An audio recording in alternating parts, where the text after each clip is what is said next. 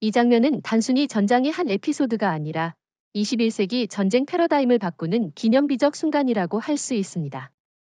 포로로 잡힌 러시아 병사들이 말하길 그들이 에이브럼즈 전차나 레퍼드, 심지어는 HIMARS 다연장 로켓보다 더 두려워한 것은 바로 한국산 K9 자주포의 굉음이었다는 사실입니다. 왜 그럴까요?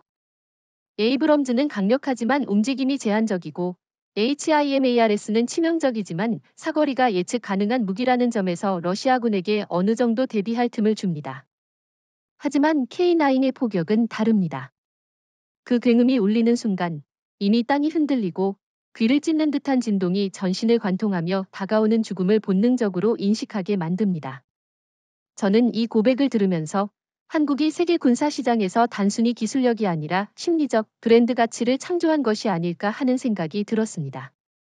정말 흥미로운 지적이에요. 저도 그 포로들의 증언을 들으면서 놀랐던 건 그들이 K9을 단순한 무기가 아니라 악몽의 소리라고 표현했다는 점입니다. 그 말은 전장에서 K9의 소리가 이미 일종의 심리적 상징으로 각인되었다는 뜻이죠. 더구나 러시아군은 에이브럼즈와 HIMARS를 이미 여러 전투에서 경험해왔기에 최소한 그 무기들과의 싸움 방식은 학습되어 있었어요. 하지만 K9은 그들에게 완전히 낯설고 더 강력하며 더 집요한 존재로 다가온 겁니다. 저는 이 부분이야말로 한국 무기의 진짜 차별성이라고 봅니다. 전투력만이 아니라 상대방의 정신을 붕괴시키는 힘을 갖췄다는 거죠. 그런데 혹시 이것이 단순히 러시아 병사들의 과장이 아닐까요? 전장에서의 패배를 정당화하려는 핑계일 수도 있지 않겠습니까? 그런 의문도 당연히 제기할 수 있죠. 하지만 저는 오히려 이 증언이 사실이라는 점을 뒷받침하는 여러 정황들을 발견했습니다. 첫째, NATO 군사정보부서에서도 동일한 보고를 올렸습니다. 러시아군은 K9 포격에 노출될 때 패닉 상태에 빠져 지휘체계가 마비된다. 둘째, 실제 전장에서 K9이 투입된 구역의 러시아군 타령률이 평균보다 2배 이상 높게 기록되었습니다. 셋째, 포로 식문 과정에서 여러 부대의 병사들이 동일하게 우리는 에이브럼즈보다 K9이 더 두렵다고 말한 겁니다. 이건 결코 우연이 아닙니다. 만약 단 한두 명이 말했다면 과장일 수 있지만 집단적으로 같은 고백이 나왔다는 건 그 공포가 실제한다는 강력한 증거죠. 그렇다면 정말로 K9의 소리가 전장을 지배했다는 거군요. 사실 이 점은 일본과 중국에게도 큰 충격으로 다가왔을 겁니다. 일본의 이시바 시게루 총리가 얼마 전 방위성 보고에서 자위대의 99식 자주포는 한국의 K9과 비교 자체가 불가능하다는 발언을 했다고 하지 않습니까? 그리고 중국의 경우 시진핑 주석이 새로운 PLZ-05 자주포를 대대적으로 홍보했지만 정작 전장에서 러시아 병사들이 무너진 건 중국 무기가 아니라 한국 무기의 효과 때문이었죠. 베이징 입장에서는 체면이 구겨질 수밖에 없는 대목입니다. 저는 이 점에서 한국이 단순히 군사기술의 경쟁자가 아니라 이제는 심리전의 규칙을 다시 쓰는 나라가 되었다고 생각합니다. 하지만 혹시 이런 심리적 우위가 오래 지속될 수 있을까요? 시간이 지나면 러시아군도 적응하지 않을까요? 좋은 질문입니다. 그런데 저는 오히려 시간이 지날수록 그 두려움이 더 심화될 거라고 봅니다. 왜냐하면 K9은 단발적인 쇼크 웨이브가 아니라 지속적으로 이어지는 포격의 비이기 때문입니다. 인간은 단발적 충격에는 적응할 수 있습니다. 하지만 반복되는 압박, 특히 언제 끝날지 모르는 포격 소리에 노출되면 뇌는 회복이 불가능한 수준의 스트레스를 받게 됩니다. 이미 우크라이나 전선에서 러시아군이 K9의 포격 구역에 배치되면 전투가 시작되기도 전에 병사들이 우리는 버틸 수 없다고 체념하는 경우가 늘고 있다는 보고가 있습니다. 이건 단순한 적응이 아니라 오히려 시간이 갈수록 두려움이 학습되는 과정이라 할 수 있습니다. 듣고 보니 마치 제2차 세계대전 당시 독일의 슈투카 급강하 폭격기가 사이렌 소리로 연합군을 공포에 몰아넣었던 역사적 장면이 떠오릅니다. 하지만 중요한 차이가 하나 있죠. 슈투카의 사이렌은 공포만 주었지 실제 파괴력은 제한적이었습니다. 반면 K9은 소리만으로도 적을 위축시키는데 동시에 그 뒤에 따라오는 포탄은 실제로 전열을 붕괴시킵니다. 그러니까 K9은 심리전과 물리적 파괴를 동시에 실현하는 무기라는 말이 됩니다. 이런 무기를 가진 한국이야말로 NATO의 전장 전략을 근본적으로 바꾸는 열쇠가 된다는 건 분명합니다. 미국조차도 트럼프 대통령이 한국산 K9은 NATO의 게임 체인저라고 언급한 적이 있을 정도니까요. 러시아 병사들이 K9 자주포의 굉음을 단순한 폭발음이 아니라 보이지 않는 공포로 경험했다고 고백한 건 굉장히 중요한 대목이에요. 전쟁에서 사람을 움직이는 건 단순한 무기 성능이 아니라 그 무기와 마주했을 때 느끼는 심리적 압박이기도 하죠. 사실 군사학에서도 오래전부터 심리적 붕괴가 전투 패배의 절반을 차지한다는 말이 있습니다. 그런데 K9은 바로 이 심리적 영역에서 압도적인 효과를 발휘하는 거예요. 러시아군은 포탄이 떨어지기도 전에 이미 마음이 무너져 있었습니다. 저는 이것이 바로 현대전에서 한국이 창조한 새로운 전략적 자산이라고 생각합니다. 실제로 심리적 요인은 병사 개개인의 생존 본능과 직결되죠. 포탄의 폭발음은 단순히 귀로만 들리는 게 아닙니다.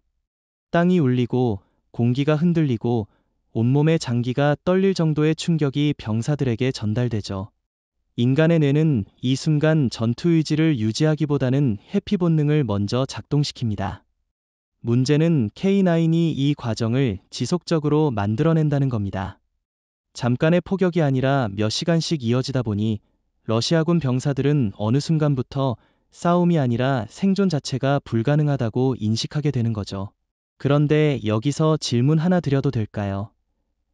과연 이 두려움이 러시아 병사들만의 문제일까요? 아니면 중국군이나 일본 자위대 역시 같은 경험을 하게 될까요? 좋은 질문입니다. 제 생각엔 중국군이나 일본군도 똑같이 공포를 느낄 수밖에 없습니다. 일본의 99식 자주포나 중국의 PLZ 공우는 성능상 K9을 따라잡을 수 없고 더 중요한 건 운용 개념의 차이예요.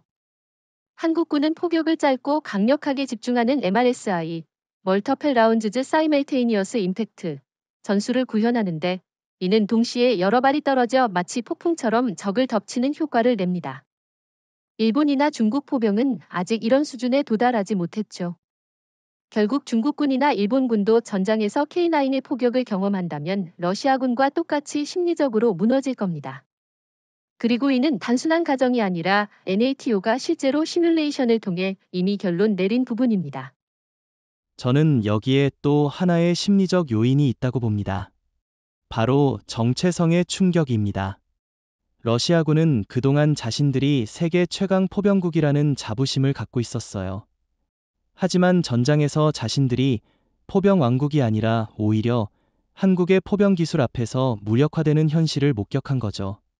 이건 단순한 전투 패배가 아니라 정체성 자체가 무너지는 경험입니다. 병사 개개인의 두려움에 더해 국가 전체가 의존하던 전력 개념이 깨진 겁니다. 이 충격은 시간이 갈수록 더 깊어질 수밖에 없어요.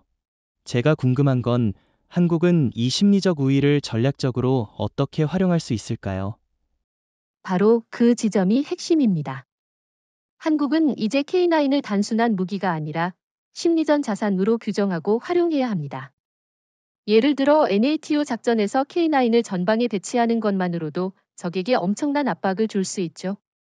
적군은 K9의 존재만으로도 전투 전 의지가 꺾일 겁니다. 또 국제 무기 시장에서도 이 심리적 효과는 강력한 마케팅 포인트가 됩니다. 단순히 성능 좋은 자주포가 아니라 적을 전투 시작 전부터 무너뜨리는 무기라는 이미지 말이죠.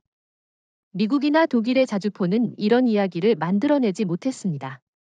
오직 한국만이 이런 무형의 힘을 손에 넣은 겁니다.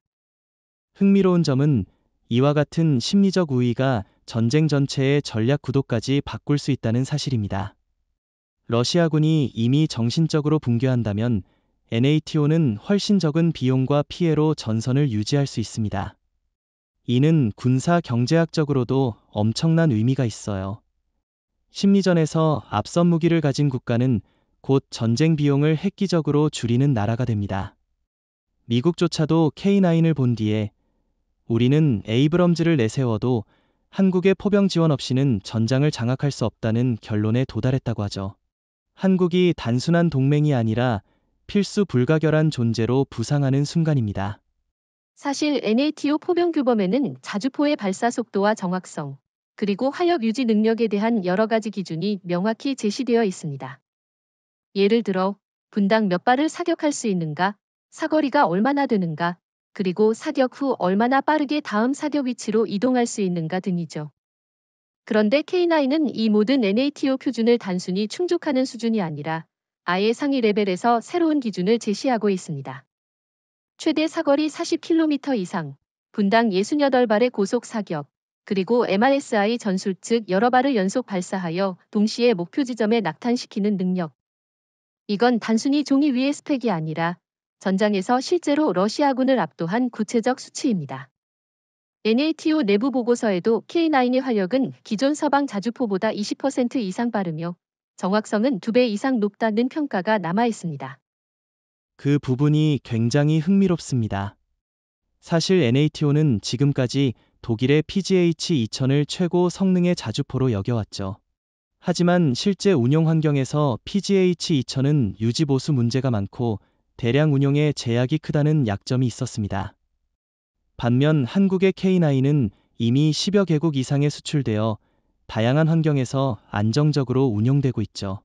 심지어 사막, 설원, 습지 등 조건을 가리지 않고 제 성능을 발휘한다는 점에서 NATO 장교들이 더 높은 점수를 주는 겁니다. 그런데 질문이 하나 생깁니다. 왜 한국은 미국, 독일, 프랑스보다 더 나은 성능을 확보할 수 있었을까요? 단순히 기술력 차이일까요? 아니면 전략적 배경이 있었던 걸까요? 저는 그 이유를 두 가지로 설명할 수 있다고 봅니다. 첫째는 한국의 안보 환경입니다. 우리는 북한이라는 현실적인 위협에 직면해 있죠. 전방에서 언제든지 전면전이 벌어질 수 있다는 긴박한 상황이 한국 무기 개발자들을 압박했고, 결과적으로 NATO보다 더 혹독한 기준을 만들었습니다. 즉, 한국은 실전용 무기를 개발한 겁니다. 둘째는 산업 기반입니다. 한국은 포스코의 초고강도 강철, 삼성의 정밀 전자제어 기술, 현대 두산의 기계공학 능력이 결합되어 군수품을 만들어냅니다. 이건 단순히 방산 기업의 성과가 아니라 국가 전체 산업 생태계가 만든 결실이죠. 반면 독일이나 프랑스는 특정 기업에 의존하다 보니 혁신 속도가 느릴 수밖에 없습니다. 결국 한국이 NATO 기준을 넘어선 건 우연이 아니라 생존을 위한 필연의 결과라는 겁니다. 그리고 저는 이 점이 러시아군을 더 당황하게 만들었다고 생각합니다. 그들은 NATO 무기라면 어느 정도 계산된 범위 안에서 대응할 수 있다고 봤습니다. 예를 들어 에이브럼즈 전차가 오면 ATGM을 준비하고 HRS가 발사되면 방공망으로 대응하듯이요. 하지만 K9의 화력은 그들의 예측 범위를 완전히 벗어났습니다. 포탄이 쏟아지는 속도와 정확성이 상상을 초월했기 때문에 방어할 방법이 없었던 겁니다. 그래서 러시아 지휘부는 우리가 마주한 것은 단순한 포병이 아니라 하나의 공장처럼 끊임없이 생산되는 화력이라고 표현했습니다. 여기서 저는 질문을 하나 드리고 싶습니다. 혹시 K9의 이런 압도적 화력이 NATO 전체 전술을 바꾸고 있지는 않을까요?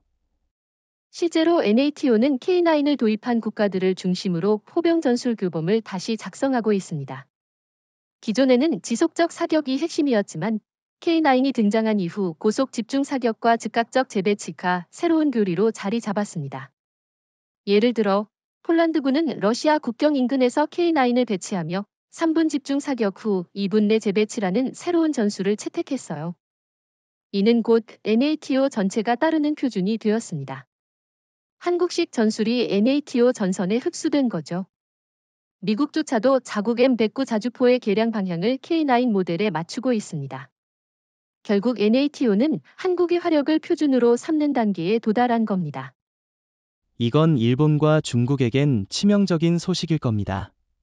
일본은 자위대가 아직도 99식 자주포에 의존하고 있는데 이는 사거리와 발사 속도에서 K9에 한참 뒤처집니다. 중국의 PLZ-05도 대외적으로는 성능을 과장하지만 실제로는 장시간 사격 시 발열과 오차 문제가 심각하다고 알려져 있습니다. 반면 한국의 K9은 실전에서 이미 수천 발을 연속 사격해도 안정성을 유지하는 걸 입증했죠. 그래서 저는 앞으로 중국과 일본이 아무리 홍보를 해도 실제 전장에서 K9을 경험한 군인들은 결코 속지 않을 거라고 봅니다. 그리고 이 차이는 시간이 지날수록 더 벌어질 겁니다. 이건 굉장히 흥미로운 지점이에요. 에이브럼즈 전차는 세계 최강의 기갑 전력으로 불리지만 사실 전차라는 무기의 특성상 기동 범위가 제한적이고 명확한 표적이 됩니다. 레퍼드도 마찬가지고 HIMARS 역시 고정된 발사 위치가 노출될 경우 방공망이 요격을 받을 수 있습니다. 반면 K9은 끊임없이 움직이면서 화력을 퍼붓습니다. 특히 러시아군 병사들이 말하길 에이브럼즈는 최소한 우리가 어디서 오는지 볼 수 있지만 K9은 보이지 않는 데서 끝없이 쏟아졌다고 했죠. 즉, 눈에 보이는 위협보다 보이지 않는 공포가 더 크다는 겁니다. 저는 이 차이가 러시아 병사들의 심리적 균열을 설명한다고 봅니다. 그 지적에 공감합니다. 에이브럼즈와 레퍼드는 무섭지만 러시아군 입장에서는 대전차 미사일이나 드론 자폭 공격으로 대응할 수 있다는 희망이 있었습니다. HIMARS도 발사 후 몇 분 이내에 위치를 추적해 반격할 수 있다고 생각했죠. 하지만 K9의 경우 포격이 시작되면 대응할 시간조차 주어지지 않았습니다. MRSI 사격으로 6발 이상이 동시에 떨어지니 병사들은 대피할 틈도 없이 참호 안에서 그대로 매몰되거나 충격파에 노출됐습니다. 그래서 러시아군은 에이브럼즈나 HIMARS를 상대로는 싸워볼 수 있다는 인식을 가졌지만 K9 앞에서는 살아남을 수 없다는 체념으로 바뀐 겁니다. 그렇다면 이런 차이가 단순히 전술적 차이일까요? 아니면 근본적인 기술 격차일까요? 저는 근본적인 기술 격차라고 봅니다. 에이브럼즈와 레퍼드는 각각 전차의 상징이지만 이들은 여전히 플랫폼 중심의 사고에 갇혀 있습니다. 하지만 K9은 포병이자 동시에 네트워크 전력의 일부로 움직입니다. K9은 한국의 위성 정찰, 드론 감시, 지휘 통제 체계와 연동되어 있습니다. 단순히 포탄만 날리는 게 아니라 실시간 표적 데이터에 따라 정확히 타격합니다. 그래서 러시아군이 눈에 보이지 않는다고 느낀 거예요. 이건 단순히 숨는 게 아니라 정보기술 기반의 전투라는 거죠.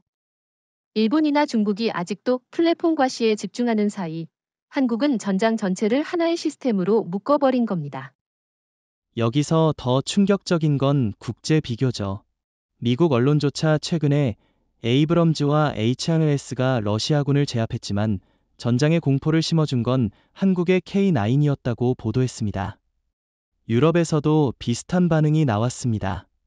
독일 언론은 우리 레퍼드가 자랑스럽지만 러시아군의 기억에 남은 건 K9의 비명소리였다고 평했죠. 이건 단순히 성능 비교를 넘어 전장에서 어떤 무기가 병사들의 기억을 지배했는지를 보여줍니다. 그런데 혹시 K9의 이 압도적인 효과가 미국과 유럽 무기 시장의 판도까지 흔들고 있지 않을까요? 이미 흔들리고 있습니다. 실제로 노르웨이, 핀란드, 폴란드 등은 독일 레퍼드를 구매하면서도 결국 포병 전력은 K9을 선택했습니다. 이유는 명확합니다. 레퍼드는 상징성, 에이브럼즈는 동맹의 압력으로 선택할 수 있지만 전장의 승패를 좌우하는 건 포병이라는 걸 NATO가 너무 잘 알기 때문이죠. K9은 바로 그 공백을 채우는 무기입니다. 러시아군이 스스로 인정했듯 에이브럼즈나 HIMARS보다 더 무서운 무기를 NATO가 쓰고 있다는 것 자체가 전략적 승리입니다. 앞으로 더 많은 국가가 탱크보다 자주포를 선택하는 흐름이 나타날 겁니다. 이 지점에서 일본과 중국이 불안해할 수밖에 없다는 게 드러납니다. 일본은 여전히 레퍼드 도입을 고려하면서 자위대 전차 전력을 강조하지만 아시아에서 실질적으로 적의 정신을 붕괴시키는 무기는 K9임이 이미 증명됐습니다. 중국도 마찬가지로 자국 포병을 홍보하지만 전장에서 러시아군이 무너지는 모습을 보며 스스로도 불안해할 수밖에 없죠. 왜냐하면 중국군 역시 러시아식 교리에 크게 의존하고 있기 때문입니다. 저는 이것이 바로 한국의 진짜 승리라고 봅니다. 단순히 한두 번의 전투 승리가 아니라 아예 전 세계 군사교리와 무기 시장의 기준을 한국 중심으로 돌려놓은 거죠. 전쟁사에서 가장 두려운 것은 순간적인 강력한 공격보다도 몇 시간, 며칠을 이어지는 지속적 화력입니다. 러시아군 포로들이 입을 모아 말하길 에이브럼즈 전차나 HIMARS는 강력하지만 일종의 한방 쇼크라고 합니다. 반면 K9은 처음 포탄이 쏟아지기 시작하면 그 뒤로 몇 시간이고 끊임없이 이어져 마치 하늘에서 강철이 비처럼 내려오는 것 같았다고 증언했죠. 그 과정에서 병사들은 단순히 다치는 것이 아니라 정신이 완전히 붕괴됩니다. 한국의 K9은 분당 최대 6발, 1시간 이상 지속 사격도 가능하며 탄약 보급 차량 K10과 연계하면 사실상 무제한 활력을 구현할 수 있습니다. 이건 단순한 무기가 아니라 전장을 지배하는 시스템입니다. 저는 이 부분이 러시아군의 의지 붕괴를 가장 잘 설명한다고 생각합니다. 전투라는 건 결국 견디느냐 무너지느냐의 싸움인데 K9의 지속 사격 앞에서는 견디는 게 불가능해집니다. 러시아군이 말하길 HIMARS 포격은 몇 분이면 끝나니 잠시 참으면 된다고 생각했다고 합니다. 하지만 K9은 달랐습니다. 1시간 이상, 어떤 때는 하루 종일 쏟아지다 보니 병사들은 전투 의지를 넘어 생존 본능 자체가 무너졌습니다. 그들은 언제 끝날지 모르는 폭격에 맞서 싸우는 건 자살행위라고 고백했죠. 그렇다면 질문이 하나 생깁니다. 왜 한국만이 이런 지속 화력을 구현할 수 있었을까요? 핵심은 체계적 연결성입니다.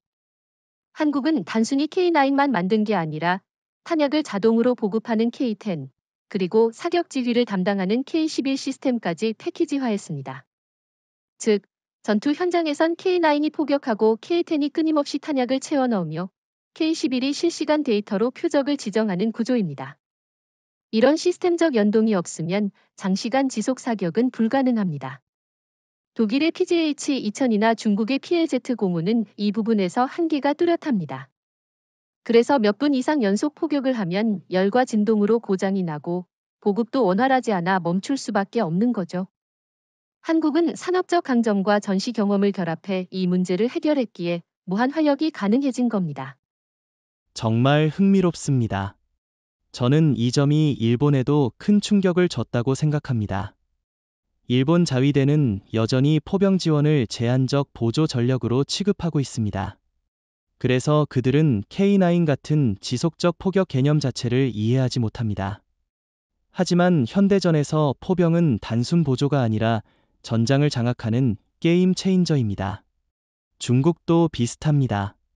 중국 인민해방군은 수적으로는 많은 자주포를 보유했지만 지속 사격 능력이 부족하고 자동화 보급 체계가 부재하기 때문에 실제로는 장시간 포격이 불가능합니다. 결국 한국만이 적의 의지를 완전히 파괴할 수 있는 강철의 비를 만들어낸 셈이죠. 그런데 이 강철의 비가 NATO 전략 전체에 어떤 영향을 주었을까요? NATO는 이미 교리를 수정했습니다. 과거에는 공군과 미사일이 주도했지만 우크라이나 전선에서 확인된 건 포병의 절대적 중요성이었습니다. 특히 K9의 등장은 NATO 전선의 작전 방식을 근본적으로 바꿨습니다. 예를 들어 폴란드는 러시아 전차군단을 견제하기 위해 K9 포병 여단을 편성하고 24시간 지속 포격 능력을 핵심 전략으로 내세웠습니다. 이는 단순히 러시아군을 막아내는 차원이 아니라 전쟁 전체를 압박하는 힘입니다. 러시아군은 포격이 멈추지 않는다는 사실만으로도 작전 의지를 상실했죠. 한국의 기술이 NATO의 전장 설계도를 다시 쓰게 만든 겁니다. 그렇다면 결국 한국은 NATO와 러시아 모두에게 심리적, 전술적 압박을 동시에 가한 셈입니다. 러시아 병사들이 에이브럼즈는 이길 수 있어도 K9은 막을 수 없다고 고백한 이유가 여기에 있군요. 저는 이 지속 화력 개념이 단순히 전쟁터에서만 의미가 있는 게 아니라 국제 무기 시장에서도 강력한 무기가 될 거라 생각합니다. 각국은 이제 단순히 한 방이 강한 무기보다 적을 완전히 지치게 만드는 지속적 무기를 원하게 될 겁니다. 그리고 그 답은 오직 한국의 K9뿐입니다. 이 부분은 단순한 무기 스펙이나 병사들의 증언을 넘어 실제 전투에서 K9이 어떻게 전황을 바꿨는지를 보여주는 결정적 사례라고 할 수 있습니다. 작년 우크라이나 동부 전선에서 있었던 한 전투가 대표적입니다. 당시 러시아군은 약 2개 기계화 연대를 투입해 우크라이나 방어선을 돌파하려 했습니다. 전차와 장갑차가 밀려들어오는 상황에서 NATO 지원군은 일시적으로 밀릴 위험에 처했죠. 바로 그 순간 투입된 것이 한국에서 공급된 K9 자주포 부대였습니다. K9 포대는 15분 만에 위치를 잡고 3분 동안 집중 포격을 가했는데 그 결과 러시아군의 전차 30여 대와 장갑차 수십 대가 전진도 못하고 도로에서 파괴됐습니다. 무엇보다 중요한 건 이 공격이 단순한 장비 파괴가 아니라 러시아 병사들의 전투 의지를 산산조각 냈다는 점입니다. 그때 NATO 장교들이 전선이 무너지는 줄 알았는데 K9이 투입된 순간 상황이 역전됐다고 기록한 보고서가 있습니다. 특히 주목할 건 K9이 단순히 포격을 가한 게 아니라 전장을 완전히 차단했다는 사실입니다. 러시아군이 이동하던 보급 차량과 지휘소까지 폭격에 휘말리면서 전체 작전이 마비됐습니다. 그 뒤 러시아 병사들은 남은 장비를 버리고 퇴각했고 일부는 아예 항복을 선택했죠. 우크라이나 지휘부가 K9의 사격이 없었다면 방어선은 이미 무너졌을 것이라고 언급한 것도 이 때문입니다. 그렇다면 이런 사례가 단순히 일회성일까요? 아니면 반복적으로 나타난 현상일까요? 반복적입니다. 같은 해 여름, 흑해 인근에서도 K9이 배치된 부대가 러시아군 포병 진지를 완전히 제압했습니다. 원래 러시아군은 포병 화력에서는 자신감이 있었고 NATO가 이 부분에서 밀릴 거라 생각했습니다. 그런데 K9은 빠른 기동으로 위치를 잡고 러시아 포병이 반격을 준비하기도 전에 포대를 초토화시켰습니다. 여기서 중요한 건 러시아군이 우리는 포병 전력에서 우위를 갖고 있다는 자신감을 잃었다는 점입니다. 이는 단순히 전투의 승리가 아니라 러시아군 전체 전술 개념을 흔드는 사건이었습니다. 한국의 K9이 NATO 전선의 마지막 보루가 아니라 첫 번째 선택이 된 이유가 바로 여기에 있습니다. 저도 기억합니다. 미국 워싱턴 포스트에서도 당시 전투를 분석하며 K9은 에이브럼즈와 HRS가 할 수 없는 일을 해냈다고 평가했습니다. 에이브럼즈는 전차전을 주도할 수 있고 HRS는 후방 목표를 타격할 수 있지만 K9은 전장의 한복판에서 적의 돌파를 차단하며 동시에 장시간 화력 우위를 유지했습니다. 이건 전통적인 무기 분류를 뛰어넘는 가치죠. 그런데 이런 사례들이 계속 축적된다면 국제사회에서 한국의 위상은 어디까지 높아질까요? 이미 그 효과가 나타나고 있습니다. 폴란드가 러시아 국경을 방어하기 위해 가장 먼저 도입한 게 K9이라는 사실이 이를 잘 보여줍니다. 노르웨이, 핀란드, 에스토니아 등도 같은 이유로 K9을 선택했죠. 이들 국가는 독일 레퍼드도 미국 에이브럼즈도 보유하고 있습니다. 그런데 왜 굳이 K9을 추가했을까요? 바로 실전에서 입증된 사례 때문입니다. 러시아군을 무너뜨린 무기, 전장을 바꾼 무기, 그것이 K9이라는 사실이 이미 세계에 알려졌기 때문입니다. 저는 이것이야말로 한국이 무기 수출 시장에서 독일과 미국을 넘어선 근본적인 이유라고 봅니다. 결국 전장은 실험실이 아니라는 말이 떠오릅니다. 아무리 성능을 자랑해도 실전에서 증명되지 않으면 의미가 없죠. 반대로 실전에서 한 번이라도 결정적 역할을 하면 그 무기는 전 세계의 관심을 받습니다. K9은 바로 그 길을 걸었습니다. 러시아군이 두려워 떨고 NATO 장교들이 극찬하며 우크라이나 지휘관이 감사한 마음을 표하는 무기. 이런 무기가 과연 미국, 독일, 일본, 중국에서 나올 수 있었을까요? 저는 절대 아니라고 생각합니다. 한국만이 이 길을 걸었고 그 결과 지금 한국은 세계 전장의 룰을 다시 쓰고 있습니다. 실제로 전장에서 K9 포격을 경험한 러시아 병사들이 포로로 잡힌 뒤 남긴 증언들은 충격적이었습니다. 그들은 하나같이 우리는 에이브럼즈와 레퍼드, HIMARS를 상대할 준비는 되어 있었다. 하지만 K9이 사격을 시작하는 순간 우리는 싸우기보다 살아남고 싶다는 본능에 사로잡혔다고 말했습니다. 포로 신문 보고서에는 병사들이 그 공포를 끝없이 이어지는 천둥이라고 표현한 대목도 있습니다. 흥미로운 건 이런 고백이 단순히 병사 한두 명의 과장이 아니라 여러 포로들 사이에서 동일하게 반복됐다는 점입니다. 이는 곧 K9이 러시아군 집단 심리에 각인된 무기임을 의미합니다. 저는 이 포로들의 고백을 보면서 심리전의 완성이라는 단어가 떠올랐습니다. 전투에서 패한 병사들은 보통 장비 부족, 지휘 실패, 정보 오류 같은 변명을 늘어놓기 마련입니다. 그런데 K9을 경험한 러시아 포로들은 변명이 아니라 공포를 먼저 이야기했어요. 그들은 포탄이 떨어지기 전 소리를 듣는 순간 이미 패배했다고 했습니다. 이것은 단순한 무기의 성능이 아니라 전장을 지배하는 심리적 압박이 실제로 작동했음을 보여줍니다. 그런데 한 가지 의문이 생깁니다. 왜 이들이 에이브럼즈나 HMS보다 K9의 소리를 더 두려워했을까요? 단순히 화력 때문일까요? 아니면 그 뒤에 다른 요소가 있었을까요? 좋은 질문입니다. 저는 그 이유를 두 가지로 봅니다. 첫째, 에이브럼즈나 HIMARS는 한 번 맞으면 끝이라는 인식이 있었습니다. 즉, 전투 중 맞지 않으면 살아남을 수 있다는 희망이 있었죠. 그러나 K9은 달랐습니다. 포격이 시작되면 몇 시간이고 끊임없이 이어졌고, 참호 속에 숨어 있어도 집안이 흔들리고 귀가 먹먹해졌습니다. 결국 병사들은 어차피 언젠가는 맞는다는 체념에 빠졌습니다. 둘째, K9은 러시아군이 경험해보지 못한 새로운 전술, 즉 MRSI 집중 포격을 구사했기 때문입니다. 여러 발이 동시에 떨어지니 도망칠 틈조차 없었던 겁니다. 이 차이가 심리적 붕괴를 가속화했습니다. 실제로 포로 수용소에서 기록된 또 다른 증언이 있습니다. 한 러시아 하사관은 우리는 에이브럼즈 전차를 만나면 ATGM을 준비했고 HMS 공격이 시작되면 방공부대가 대응할 거라 믿었다. 하지만 K9 포격 앞에서는 지휘관도 병사도 아무것도 할 수 없었다. 우리는 그저 버티다가 무너졌다고 말했죠. 이건 단순한 개인적 체험이 아니라 부대 전체가 겪은 공포였습니다. 더 흥미로운 건 포로 중 일부가 차라리 전차와 정면으로 싸우는 게 낫다고 했다는 점입니다. 이 말은 곧 K9이 전통적 무기보다 더 큰 심리적 충격을 줬음을 보여줍니다. 저는 이 장면이 일본과 중국에도 강력한 메시지를 보냈다고 봅니다. 일본은 아직도 전차 중심 교리를 고수하고 있고, 중국은 포병 대국을 자처하며 자국 무기를 자랑하고 있습니다.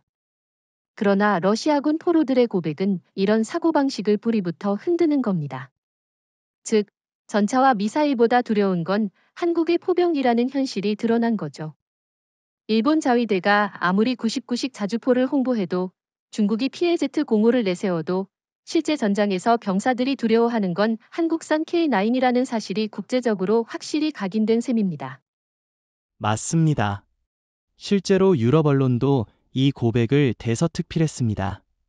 영국 가디언은 러시아군 포로들이 가장 무서워한 건 에이브럼즈가 아니라 K9이었다는 제목으로 보도했고, 미국 CNN도 한국 무기가 전장에서 적의 정신을 지배했다고 평가했습니다. 중국과 일본 언론은 이 보도를 애써 축소했지만 내부적으로는 큰 충격을 받은 게 분명합니다. 왜냐하면 이건 단순한 무기 비교가 아니라 심리전의 승자가 한국임을 입증하는 사건이었기 때문입니다. 사실 전장에서 병사들이 공포에 휩싸이는 것은 어느 정도 이해할 수 있는 부분입니다. 하지만 더 심각한 건 지휘관들조차 병사들을 통제하지 못하고 무너졌다는 사실이죠. K9의 포격이 시작되면 장교들은 무전기를 통해 명령을 내리려 했지만 이미 참호 속 병사들은 명령을 따를 수 없을 만큼 공포에 잠식되어 있었습니다. 한 러시아 장교는 포로 신문에서 나는 병사들에게 진지를 지키라고 외쳤지만 모두가 귀를 막고 땅에 엎드린 채 움직이지 않았다. 그 순간 내가 지휘관이 아니라 포로가 된 기분이었다고 고백했습니다. 이건 단순히 병사 개인의 공포를 넘어 지휘체계 전체가 무너졌음을 보여줍니다. 저는 이 점이 러시아군의 구조적 약점을 적나라하게 드러냈다고 생각합니다. 러시아군은 여전히 소련식 위계 지휘 체계에 의존하고 있습니다. 즉, 상부 명령에 따라 기계적으로 움직이는 구조죠. 하지만 K9의 포격 앞에서는 이런 위계가 전혀 작동하지 않았습니다. 포격이 시작되면 병사들은 생존 본능 때문에 명령보다 공포를 우선했고 장교들조차 통제 불가능한 상황에 빠졌습니다. 사실 이는 일본과 중국 군대에도 해당되는 문제입니다. 일본 자위대나 중국 인민해방군 역시 중앙집권적 지휘 체계에 의존하는데 K9 같은 무기 앞에서는 이 구조가 무력화될 수밖에 없습니다. 그렇다면 한국군은 어떤 점에서 다른 걸까요? 한국군은 기본적으로 분산 지휘와 자율성을 강조합니다. 전방에서 상황을 가장 잘 아는 소대장, 중대장이 즉각적 결정을 내리고 K9 포격과 연동할 수 있도록 교리를 설계했죠. 그래서 K9 부대는 단순히 본부의 명령에 의존하지 않고 현장에서 독립적으로 기동하고 사격할 수 있습니다. 이런 유연성이 지속 포격과 기동을 가능하게 했습니다. 반면 러시아군은 포격이 시작되면 상급 지휘관의 명령을 기다리다 결국 아무런 대응도 못하고 무너진 겁니다. 결국 K9은 무기 자체의 성능뿐 아니라 지휘 체계의 차이까지 드러내는 시금석이 된 셈이죠. 이런 상황은 러시아 정치 지도부에도 심각한 충격을 줬습니다. 푸틴 대통령이 직접 군 수뇌부를 질책하며 우리 병사들이 한국산 포병 앞에서 집단 패닉에 빠지는가라고 물었다는 보도가 있었습니다. 하지만 문제는 단순한 병사들의 사기 문제가 아니라 장교들조차 정신적으로 붕괴했다는 겁니다.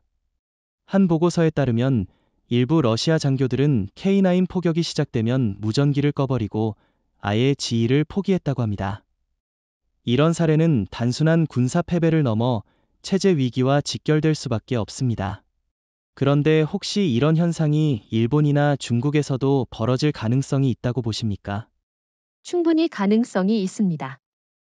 일본은 자위대의 군사 경험이 제한적이고 중국은 병력 수는 많지만 실전 경험이 부족합니다. 이런 군대일수록 지속적 포격과 심리적 압박에 취약합니다. 특히 일본은 정치적으로도 병사들의 전투 의지를 억지로 끌어내기 어렵고 중국은 병사 개개인의 자율성이 거의 없어 위기 상황에서 지휘관이 무너지면 곧바로 부대 전체가 붕괴할 겁니다. 반면 한국군은 이미 수십 년간 북한 포격 위협을 견뎌왔기 때문에 오히려 이런 압박에 강합니다. 즉, 한국은 공포를 주는 쪽이고 일본이 중국은 공포에 무너지는 쪽이 될 수밖에 없습니다. 흥미로운 점은 서방 언론도 이 문제를 집중 보도했다는 사실입니다. 뉴욕타임스는 러시아군 장교들이 한국 포병의 포격 앞에서 지휘를 포기했다는 기사를 실었고 영국 BBC도 K9의 위력은 장교들마저 침묵하게 만들었다고 평가했습니다. 반대로 중국과 일본 언론은 이런 사실을 거의 다루지 않았습니다. 내부적으로 군의 권위가 무너질 수 있다는 두려움 때문이었죠. 저는 이 점에서 한국이 단순히 무기를 수출하는 나라가 아니라 군사교리와 지휘 구조까지 세계에 영향을 미치는 나라로 성장했다고 봅니다. 사실 지금까지 세계는 무기를 평가할 때 활력, 방어력, 기동성 같은 물리적 요소에 집중했습니다. 하지만 러시아 전선에서 드러난 진실은 달랐습니다. K9은 단순한 자주포가 아니라 적의 정신을 붕괴시키는 심리전 무기였다는 겁니다. 러시아군 포로들이 공통적으로 말한 K9 소리를 듣는 순간 우리는 싸우기를 포기했다는 증언은 K9이 이미 무형의 무기가 되었다는 사실을 입증합니다. 예전에는 독일의 스투카 급강하 폭격기가 사이렌 소리로 적을 위축시켰다면 이제 21세기에는 한국의 K9이 그 자리를 대신한 겁니다. NATO 보고서에도 K9은 전장에서 심리적 지배 효과를 창출하는 최초의 자주포라는 표현이 등장할 정도입니다. 저는 이 점이 한국 무기 산업의 새로운 차별성을 보여준다고 생각합니다. 미국의 에이브럼즈, 독일의 레퍼드, 중국의 PLZ-05, 일본의 99식 자주포, 이 모든 무기들은 성능을 홍보하지만 실제로 적의 정신을 꺾었다는 사례는 없습니다. 하지만 K9은 이미 실전에서 적의 전투 의지를 무너뜨렸습니다. 이는 무기의 새로운 기준을 만든 겁니다. 단순히 강한 무기를 넘어 적을 싸우기 전에 굴복하게 만드는 무기. 그런데 여기서 궁금한 건 한국이 어떻게 이런 심리 무기를 만들 수 있었느냐는 점입니다. 단순히 성능이 뛰어나서일까요? 아니면 더 깊은 배경이 있을까요? 저는 배경에 한국의 역사와 안보 환경이 있다고 봅니다. 한국은 70년 넘게 북한의 포격 위협 아래 살고 있습니다. 매일같이 수도권이 적의 장사정포 사정권에 노출되어 있고 국민 전체가 폭격의 공포를 체험하며 살아왔죠. 이런 현실 속에서 한국군과 산업계는 단순히 포탄을 멀리 날리는 무기가 아니라 상대가 아예 전투 의지를 잃도록 만드는 무기를 고민하게 된 겁니다. 그래서 개발 과정에서부터 지속 사격, 심리 압박, 전장 지배 같은 개념이 반영된 것이죠. 독일이나 일본은 이런 안보 압박을 경험한 적이 없으니 당연히 심리전 무기를 만들 수 없었던 겁니다. 흥미로운 지적입니다. 실제로 러시아군의 고백을 보면 단순히 포탄이 무서운 게 아니라 그 포격이 끝나지 않는다는 사실에 절망했다고 나옵니다. 이건 인간 본능에 작용하는 심리적 압박입니다. 저는 이 점에서 한국이 심리전 무기를 의도적으로 만든 건 아니더라도 결과적으로 전 세계가 두려워하는 정신 지배 무기를 창조한 셈이라고 봅니다. 그리고 국제사회는 이 효과를 무시할 수 없습니다. NATO가 K9을 전략적 자산으로 규정한 것도 바로 이 심리적 효과 때문이라고 생각합니다. 그렇다면 앞으로 한국은 이 심리 무기 이미지를 어떻게 활용할 수 있을까요? 활용 방안은 크게 두 가지라고 봅니다. 첫째는 군사적 활용입니다. NATO 전선에 K9을 배치하는 것만으로도 러시아군은 사전에 전투 의지를 잃게 됩니다. 이는 전투 시작 전부터 승리를 확보하는 효과죠. 둘째는 외교적 활용입니다. 한국이 단순한 무기 판매국이 아니라 전쟁의 양상을 바꾸는 심리 무기 보유국이라는 이미지를 굳히면 국제사회에서 군사적 영향력이 배가 됩니다. 미국이나 독일이 아무리 강력한 무기를 자랑해도 적이 가장 두려워하는 무기는 한국산이라는 사실이 각인되면 한국의 발언권은 자연히 강화됩니다. 그렇다면 결국 K9은 물리적 파괴력과 심리적 지배력을 동시에 갖춘 복합 무기라고 할 수 있군요. 러시아군이 고백했고 NATO가 인정했으며 일본과 중국이 불안에 떠는 무기. 저는 이 무기가 단순히 자주포에 머무르지 않고 향후 한국 무기 산업 전반의 브랜드 이미지를 끌어올릴 거라 확신합니다. 앞으로 KF-21, K2, KSS-3 같은 무기들도 한국 무기는 적을 싸우기 전에 굴복시킨다는 이미지로 묶일 겁니다. 이건 단순한 마케팅이 아니라 이미 실전에서 증명된 한국의 힘입니다. 전쟁사는 언제나 적의 정신을 먼저 무너뜨린 무기들을 기억합니다. 제2차 세계대전 당시 독일 루프트와페의 슈투카 급강하 폭격기는 기체에 설치된 사이렌으로 죽음의 울음소리를 냈죠. 실제 파괴력은 제한적이었지만 연합군 병사들은 그 소리를 듣는 순간 심장이 얼어붙고 진지에서 뛰쳐나오는 경우가 많았습니다. 즉, 소리 자체가 심리 무기가 된 겁니다. 그런데 오늘날 21세기 전장에서 그 역할을 하는 것이 바로 한국의 K9 자주포입니다. 러시아군이 고백했듯 에이브럼즈나 레퍼드는 전차전에 공포를 주지만 K9의 연속 포격음은 전장을 지배하는 심리적 효과를 만들어냈습니다. 한국은 과거 독일이 만들었던 심리전 무기 효과를 새로운 세기에 다시 구현한 나라가 된 셈입니다. 흥미로운 건 슈투카의 사이렌은 의도적으로 심리 효과를 노린 장치였다는 점입니다. 반면 K9의 경우 포격음은 자연스러운 산물이지만 그것이 오히려 더 강력한 심리 무기가 됐습니다. 슈투카는 폭격이 끝나면 공포도 끝났지만 K9은 다릅니다. 포탄이 떨어지는 동안뿐 아니라 몇 시간이고 계속 울려 퍼지는 굉음이 적의 정신을 갉아먹습니다. 이 차이가 20세기와 21세기 심리 무기를 구분하는 포인트라고 생각합니다. 그런데 여기서 질문 하나 드리겠습니다. 과연 K9이 단순히 슈투카를 계승한 것이 아니라 더 높은 수준의 심리 무기라고 말할 수 있을까요? 슈투카는 공포를 유발했지만 실제 전투 결과에 직접적인 영향을 주지는 못했습니다. 그러나 K9은 심리적 압박과 물리적 파괴를 동시에 제공합니다. 러시아군이 말했듯 K9 포격은 단순히 병사들의 사기를 떨어뜨리는 것이 아니라 실제로 전차와 진지를 초토화했습니다. 다시 말해 슈투카가 심리전 전용 무기였다면 K9은 심리전과 전투력을 결합한 하이브리드 무기입니다. 이건 과거와 비교할 수 없는 수준의 진화라고 할 수 있습니다. 일본이나 중국이 아무리 자국 무기를 홍보해도 그들은 아직도 보여주기식 성능 과시 단계에 머물러 있습니다. 한국은 실전에서 적을 무너뜨리는 21세기형 심리전을 실현한 겁니다. 동의합니다. 그리고 저는 이 효과가 국제사회에 강력한 메시지를 던졌다고 생각합니다. 미국이나 유럽 언론은 이미 K9을 현대판 슈투카라고 부르기 시작했습니다. 하지만 중요한 차이는 독일이 두려움으로 악명을 떨쳤다면 한국은 동맹을 구한 심리 무기라는 긍정적 이미지로 각인됐다는 점입니다. NATO 군인들이 K9 포격의 안도감을 느끼고 러시아군이 그 소리에 절망하는 이 대비가 바로 한국 무기의 위상을 말해줍니다. 여기서 하나 더 묻고 싶습니다. 일본과 중국이 과연 이런 심리 무기 개념을 따라잡을 수 있을까요? 저는 불가능하다고 봅니다. 일본은 군사적 제약과 제한된 실전 경험 때문에 병사들이 적에게 심리적 우위를 주는 무기를 만들 수 있는 환경이 아닙니다.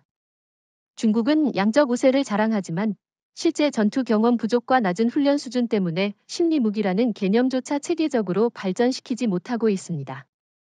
반면 한국은 북한이라는 현실적 위협 속에서 매일같이 심리전을 경험해왔습니다.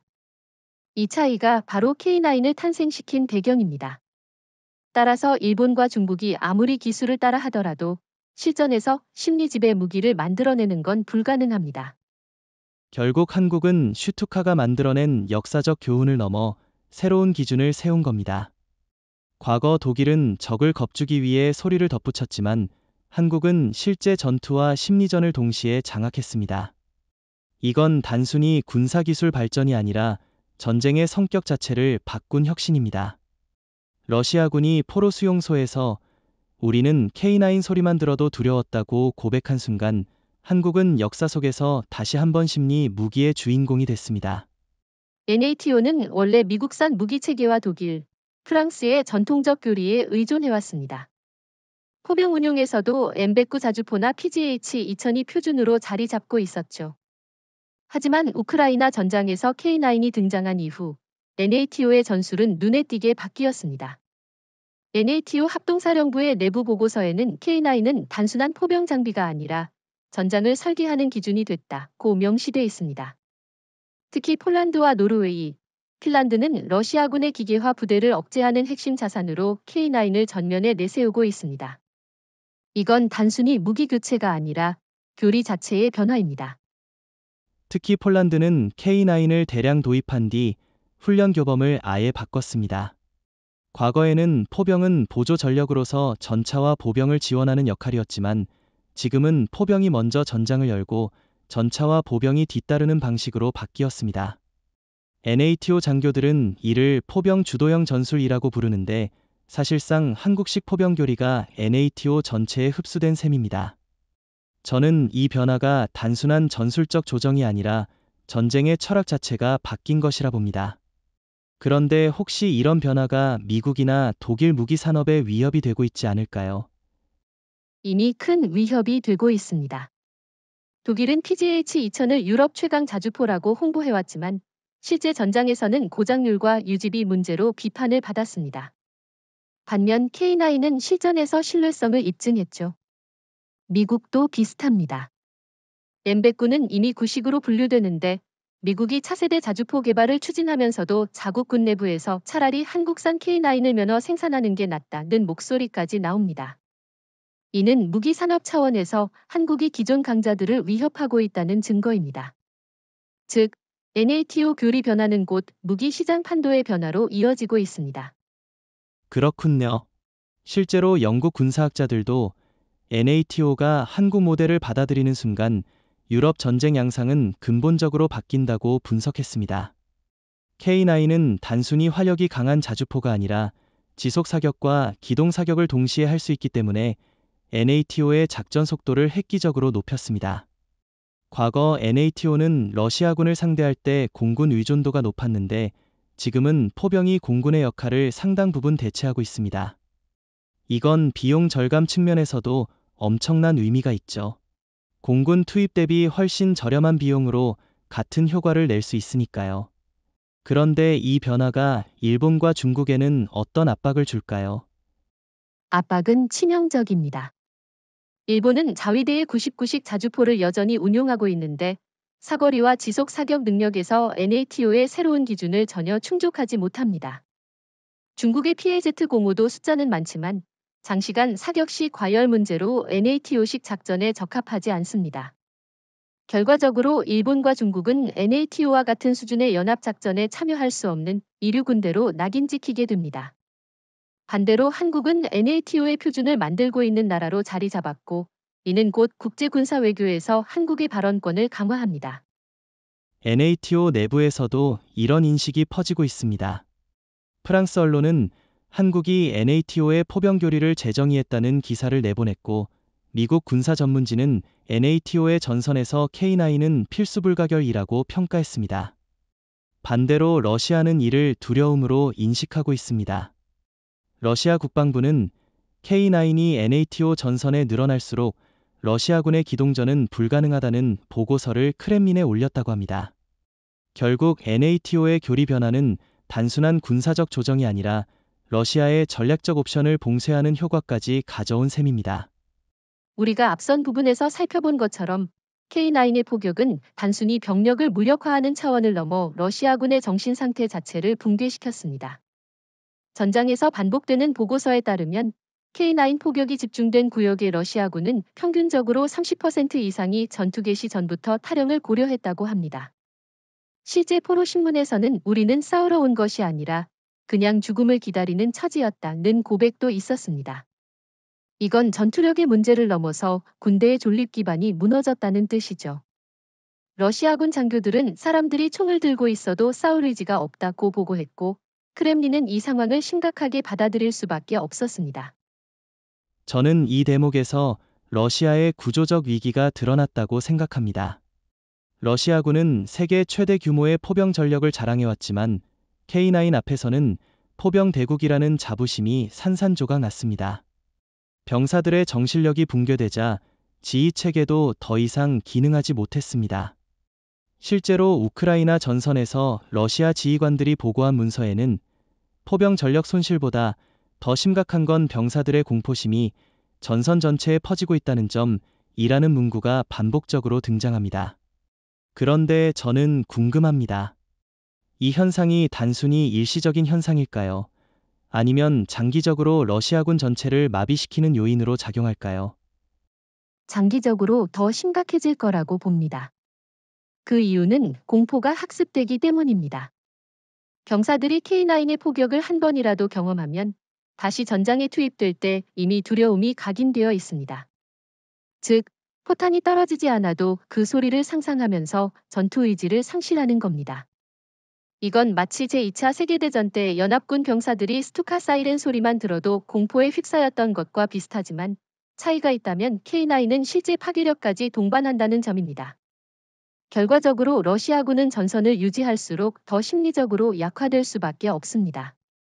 이는 크렘린이 아무리 병력을 보충해도 해결할 수 없는 구조적 문제입니다. 그렇군요. 실제로 러시아 내부에서도 이런 우려가 커지고 있습니다. 러시아 언론은 병사들이 총을 들었지만 마음은 이미 패배했다는 표현을 썼습니다.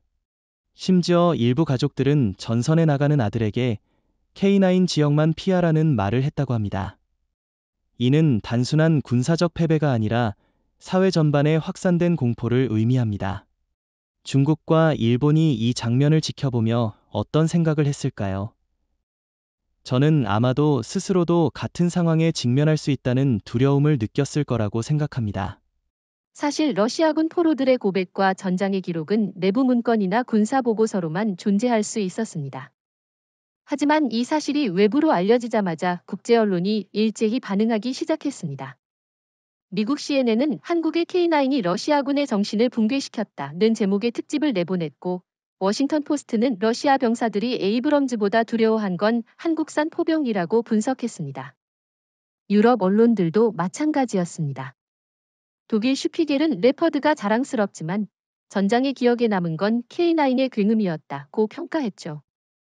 이처럼 미국과 유럽의 언론은 한국 무기의 위상을 단순한 보조 전력이 아니라 전장의 주인공으로 격상시켰습니다. 특히 영국 BBC는 러시아 포로들의 증언을 인용하며 K9은 현대판 심리 무기라고 규정했습니다. 이건 단순한 칭찬을 넘어 새로운 군사 개념으로 한국을 자리매김한 것입니다. 또 프랑스 르몽드는 한국이 NATO 전선을 재정의했다는 기사를 실었고, 이탈리아 언론은 한국의 자주포가 유럽의 안전을 지킨다 고까지 표현했습니다. 그런데 여기서 흥미로운 건 중국과 일본 언론의 태도였습니다. 중국 관영 언론은 K9에 대한 언급을 거의 피했고, 일본 언론은 단신으로만 처리하며 의도적으로 축소했습니다. 왜 이렇게 다른 태도를 보였을까요? 이유는 간단합니다. 중국과 일본은 자국 군사력이 한국에 뒤처졌다는 사실이 국제적으로 부각되는 걸 원치 않았기 때문입니다. 일본은 자위대가 아직도 99식 자주포에 의존하는 상황에서 K9의 심리적 파급력이 대대적으로 보도되면 국내 여론이 왜 한국 무기를 도입하지 않느냐는 비판으로 이어질 수 있습니다. 중국 역시 마찬가지입니다. PLZ-05 자주포를 대대적으로 홍보해왔지만 러시아군이 한국 무기에 무너지는 장면이 공개되면 체면이 구겨집니다. 그래서 두 나라 모두 보도를 축소하거나 외면한 겁니다. 반대로 미국과 유럽은 이 사실을 부각시켜 한국과의 방산 협력을 강화하려는 의도가 있었던 것이죠. 그렇군요. 실제로 국제 언론의 보도는 무기 시장에도 직접적인 영향을 미쳤습니다. 영국 파이낸셜 타임스는 한국 K9의 성공이 방산 시장 판도를 흔든다고 분석했고, 폴란드 언론은 우리가 한국을 선택한 건 옳은 결정이었다고 자평했습니다. 심지어 호주의 언론도 아시아 태평양 지역에서 중국의 위협을 견제할 수 있는 건 한국 무기뿐이라고 평가했습니다. 저는 이처럼 언론 보도가 단순한 기사로 끝나지 않고 실제 외교, 경제적 효과로 이어지고 있다는 점이 중요하다고 봅니다. 그렇다면 한국은 이런 보도를 어떻게 전략적으로 활용할 수 있을까요? 사실 K9이 전장에서 입증된 순간 그 여파는 단순히 군사적 차원에 그치지 않았습니다. 국제사회에서 한국은 갑자기 세계 포병의 허브로 불리기 시작했죠. NATO 국가들은 물론이고 아시아, 중동, 남미 국가들까지 K9을 도입하려는 움직임을 보였습니다. 단순한 무기 수출을 넘어 각국의 군사교리에 한국식 포병 모델이 도입되고 있습니다. 영국 파이낸셜 타임스는 이를 두고 포병의 세계적 표준이 한국으로 이동했다고 평했고, 미국 정치권조차도 동맹 안보를 위해 한국산 포병 없이는 작전이 불가능하다는 말을 공공연히 합니다. 이는 한국이 무기 판매국을 넘어 안보 공급망의 핵심 국가로 부상했다는 의미입니다. 저는 이 점이 바로 정치적 자산화라고 봅니다. 예전에는 무기를 많이 팔면 단순한 경제적 이익에 불과했지만, 지금은 무기를 공급하는 나라가 국제 정치에서 영향력을 행사하는 시대입니다. 한국은 그 자리에 올라섰습니다.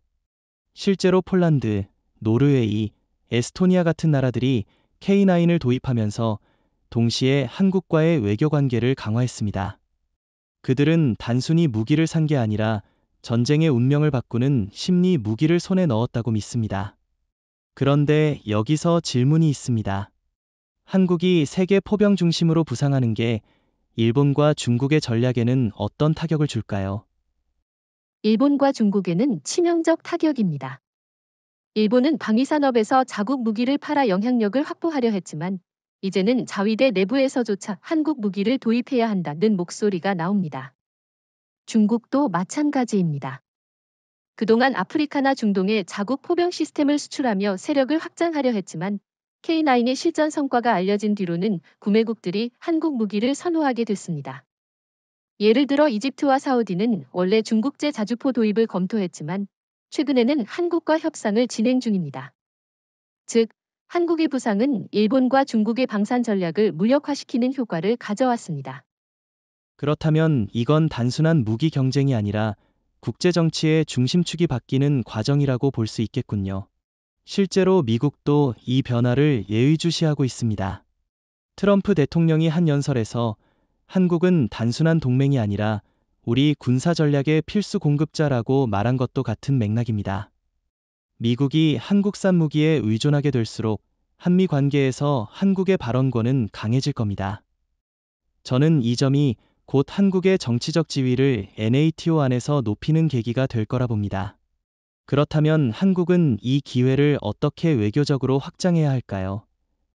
지금까지 우리가 살펴본 것처럼 K9은 단순한 자주포가 아니라 심리전의 새로운 상징이자 전장의 질서를 바꾸는 존재였습니다. 러시아군 포로들이 우리는 에이브럼즈와 싸울 수 있지만 K9 앞에서는 싸우기 전에 이미 졌다고 고백한 순간 사실상 K9은 무기가 아니라 항복을 강요하는 심리적 선언이 된 겁니다. NATO 보고서에서도 K9이 전선에 등장하면 전투 개시 전부터 러시아군은 패배의식을 느낀다는 문장이 반복적으로 등장합니다. 이는 곧 한국이 만들어낸 무기가 단순한 하드웨어가 아니라 적의 정신을 제압하는 메시지 전달 수단이 됐다는 것을 의미합니다. 이 메시지는 단순히 러시아군에게만 해당되지 않습니다. 일본 자위대와 중국 인민해방군도 이 소식을 접하며 심리적 압박을 느낄 수밖에 없습니다. 일본은 여전히 99식 자주포를 운용하며 중국은 PLZ-05를 과대 홍보하지만 실전에서 적이 가장 두려워하는 무기가 한국산 K9이라는 사실은 부정할 수 없습니다. 저는 이 점에서 K9의 소리는 곧 한국의 정치적 발언권이라고 생각합니다. 즉, 전장에서 K9이 울리기 시작하는 순간 적은 군사적으로만이 아니라 외교적 정치적으로도 굴복할 수밖에 없다는 거죠. 그런데 한국은 이 메시지를 앞으로 어떻게 활용해야 한다고 보십니까? 한국은 이 메시지를 전략적으로 세 가지 차원에서 활용할 수 있습니다. 첫째, 억제력으로 활용해야 합니다. K9이 있다는 사실 자체가 적에게 심리적 억압을 주기 때문에 전쟁을 예방하는 힘이 됩니다. 둘째, 외교 협상 카드입니다. 한국은 무기 수출이나 군사협력 협상에서 우리 무기는 적을 싸우기 전에 무너뜨린다는 점을 내세워 발언권을 높일 수 있습니다. 셋째, 국가 브랜드 강화입니다. K9의 심리적 위력은 곧 한국의 이미지와 직결됩니다. 즉, 한국은 이제 기술 강국일 뿐 아니라 적이 두려워하는 나라로 각인되는 겁니다. 저도 동의합니다. 실제로 유럽 언론이 최근 한국 무기의 메시지는 명확하. 싸우기 전에 굴복하라라는 제목의 기사를 내보낸 적이 있습니다. 이건 단순한 무기 찬사가 아니라 새로운 국제 규칙의 탄생을 의미합니다. 일본 언론조차도 한국이 만들어낸 무기가 전 세계 군사 심리전의 기준이 됐다고 인정할 수밖에 없었습니다. 물론 그들은 이를 불편하게 보도했지만 사실상 한국의 위치를 드러낸 셈입니다. 중국 역시 내부적으로 한국 포병이 지역 안보 질서를 주도할 가능성을 경계하는 보고서를 작성한 것으로 알려져 있습니다. 결국 이 모든 흐름은 하나의 결론으로 모아집니다. 한국의 K9은 이제 단순한 무기 시스템이 아니라 심리적 상징이자 패배의 소리로 자리 잡았습니다. 러시아군의 고백은 전 세계의 경고가 되었고 일본과 중국은 불안에 떨며 보도를 축소했습니다. 반대로 NATO와 유럽은 한국을 새로운 안보의 중심으로 인정했습니다. K9 소리를 듣기 전에 항복하라는 말은 단순한 구호가 아니라 전장의 냉혹한 현실이 되었고 한국은 그 현실을 창조한 나라로 기록될 것입니다.